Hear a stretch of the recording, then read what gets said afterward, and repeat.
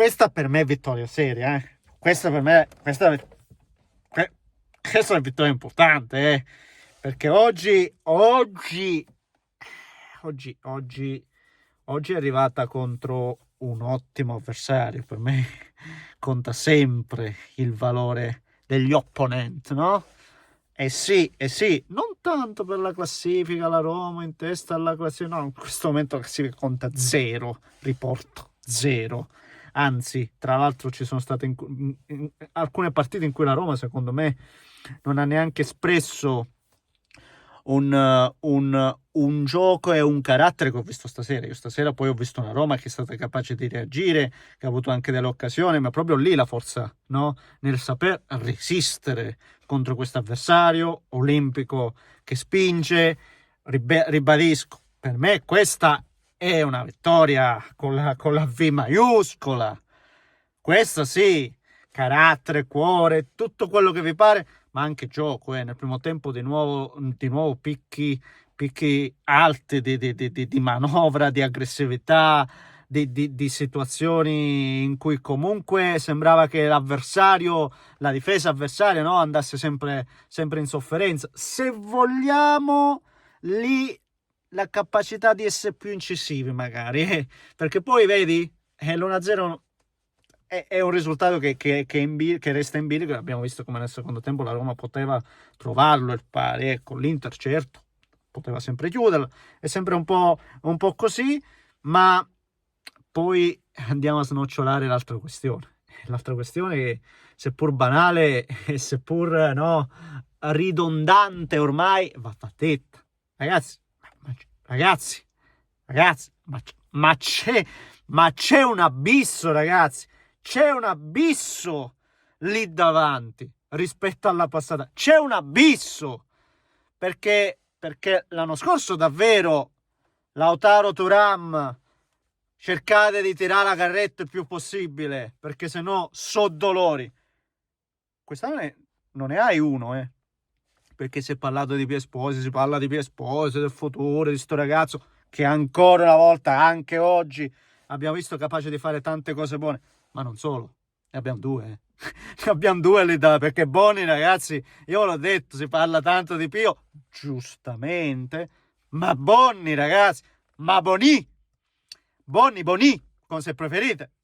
Ragazzi, se non sbaglio già 3 gol, 3 assi, ma non mi interessa neanche il numero, è l'incisività, come incide, no, come impatta. Sto ragazzo è arrivato adesso all'Inter, sappiamo quanto pesi questa maglia, e ribadisco, all'Olimpico col vittoria, ma soprattutto prestazione da man of the match. Non è poco, non è poco, magari all'inizio del campionato, tutto quello che pare, passa il buongiorno, si vede al mattino, tanta roba. Ne parliamo, come se lo facciamo, signori miei.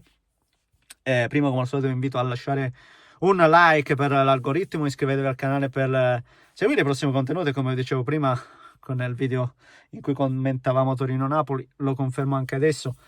Ne vedrete delle belle con la live reaction che arriverà domani. Ribadisco, delle 2 gare dove ci pizzichiamo un po' con Mastromino, e quindi di non attivate la campanella, trovate tutto in descrizione per seguire anche gli altri profili. Grazie.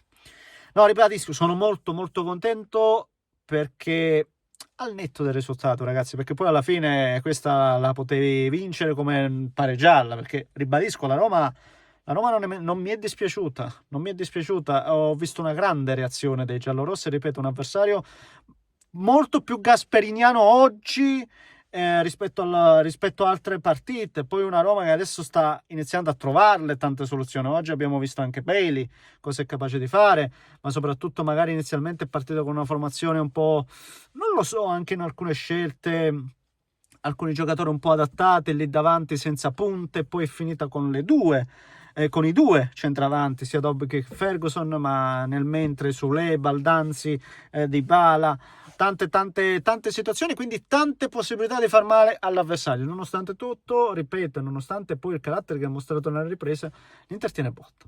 l'Inter tiene botta, un po' in affanno, soprattutto ancora una volta, secondo me, nelle palle inattive, dove si può fare qualcosina in più, anche nel concederle, perché ancora una volta Bastoni commette un fallo, qui nella parte bassa, nel secondo tempo, che era il 70esimo, 80esimo, va a bomba sull'avversario, Ziolkowski forse, non ricordo, momenti decisivi, non serve lì, non serve, e la Roma è fortissima nelle palle, perciò un po' di maggiore cura nei dettagli se è possibile, ma certo è andare un po' a trovare il pelo nell'uovo.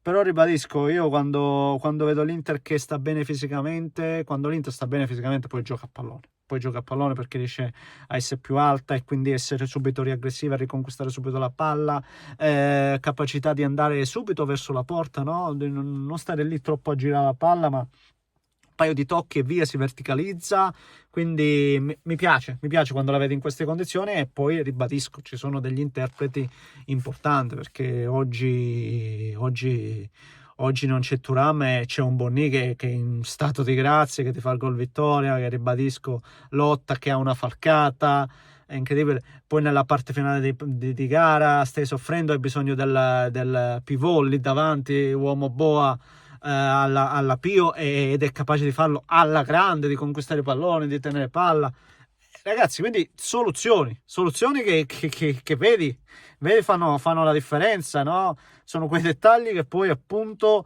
ti spostano la partita e il risultato dalla tua. E ribadisco, questo aspetto non limitiamolo ad oggi, alla partita di oggi, ma se penso all'arco di un campionato dove tu hai questo benestare, ribadisco, quando in passato c'era assolutamente una mancanza di profondità, questo, ragazzi, mi rincuora, perché mi ricollego un po' alla partita di prima, l'abbiamo visto prima.